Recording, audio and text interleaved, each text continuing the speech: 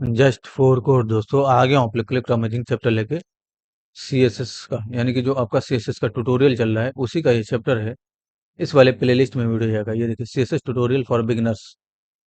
इस वाले प्लेलिस्ट में वीडियो जाएगा। ऑलरेडी 4 से 5 वीडियो जा चुका है। आपको स्टेप बाय स्टेप देखना है। बहुत आसानी से चीजें क्लियर होंगी। नोट्स वगैरह पे नहीं भागना है आपको कि नोट्स आपको चाहिए। नोट्स में आपको जितना दे रहा हूँ उतना आपके लिए काफी है।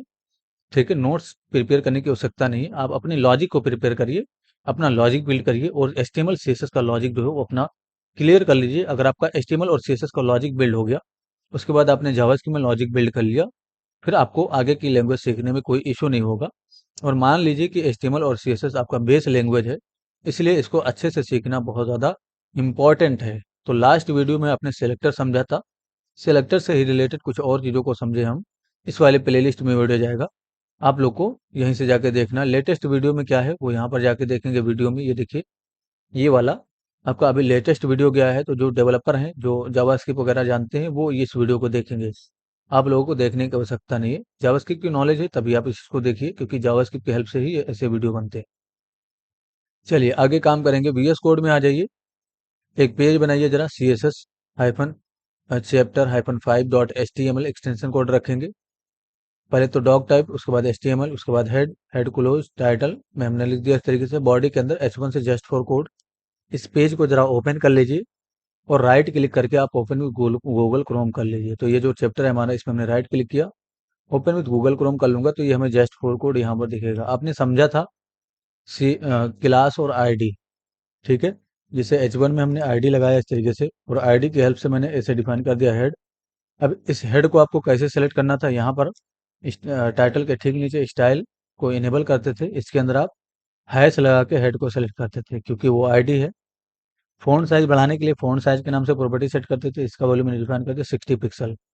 बैकग्राउंड कलर अगर आपको चेंज करना हो तो बैकग्राउंड कलर आपने इसको रेड कर देना है। नोटिस करिए, हमने रेड कर दिया। रिलोड करके टेस्टिंग करेंगे। देखिए, रेड हो गया।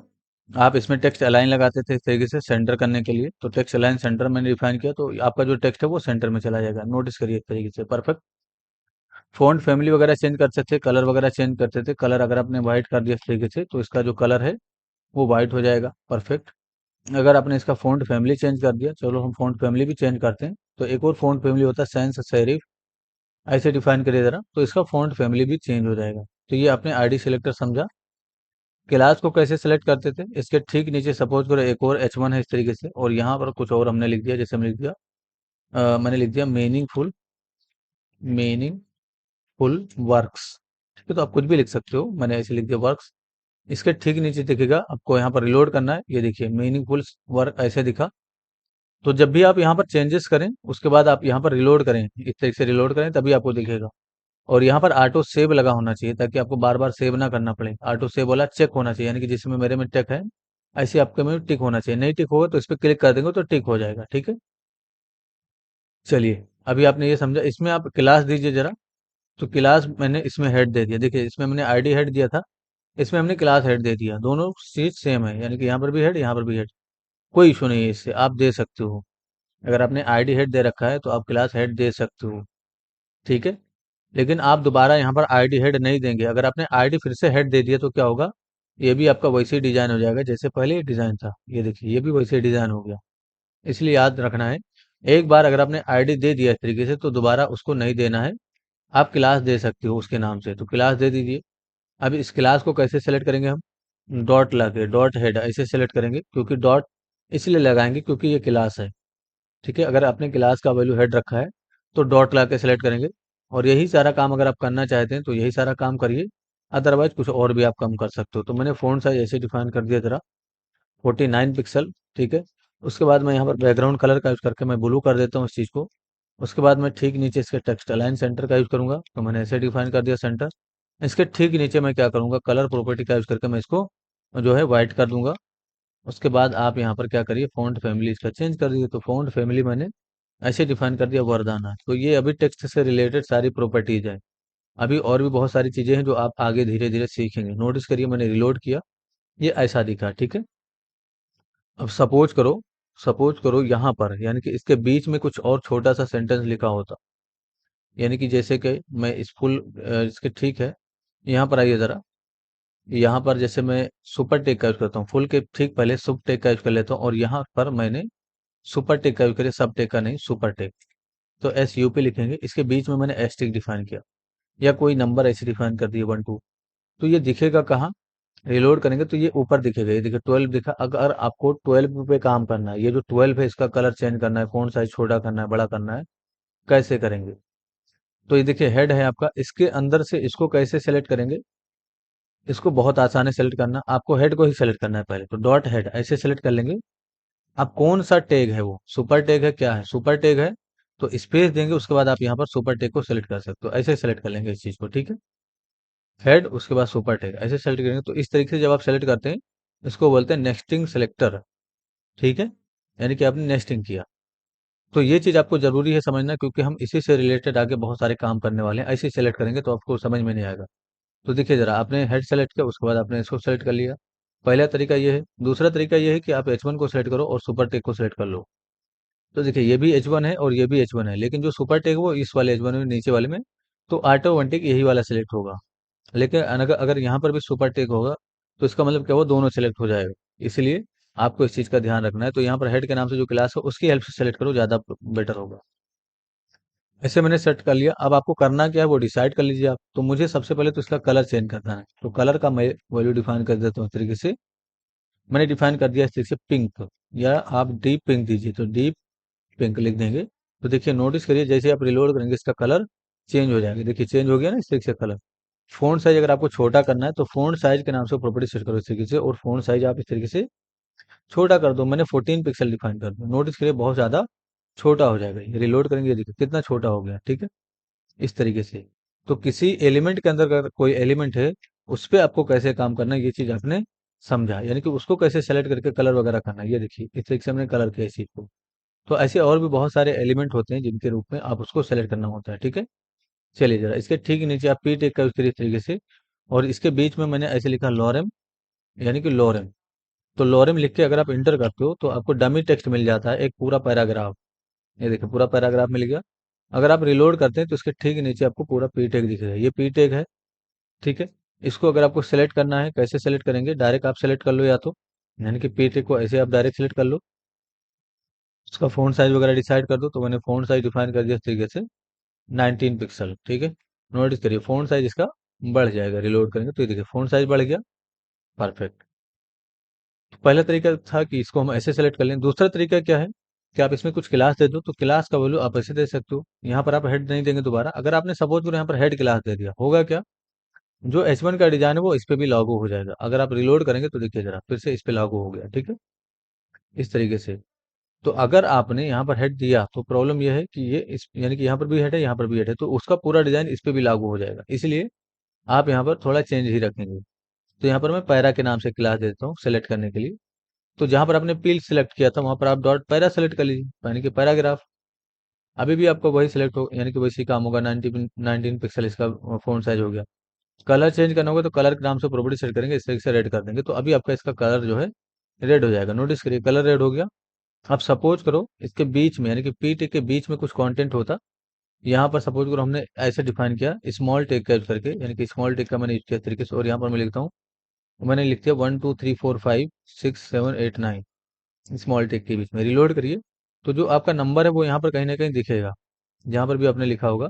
ये देखिए यहाँ पर दिखा, स्मॉल टेक से लिखा हुआ है। इस पे अगर आपको अंडरलाइन करना है या बोल्ड करना है या कुछ और करना है तो कैसे करेंगे? ये आपका पैराग्राफ है, डॉट पैरा ऐसे सेलेक्ट करिए।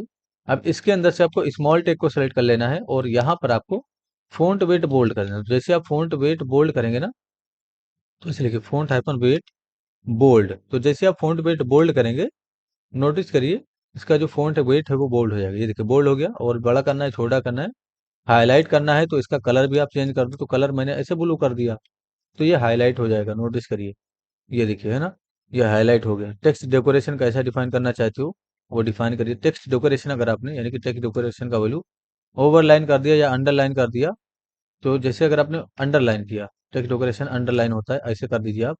तो होगा क्या, रिलोड करेंगे तो देखिए जरा इसके नीचे अंडरलाइन टेक्स्ट यानी कि अंडरलाइन हो जाएगा।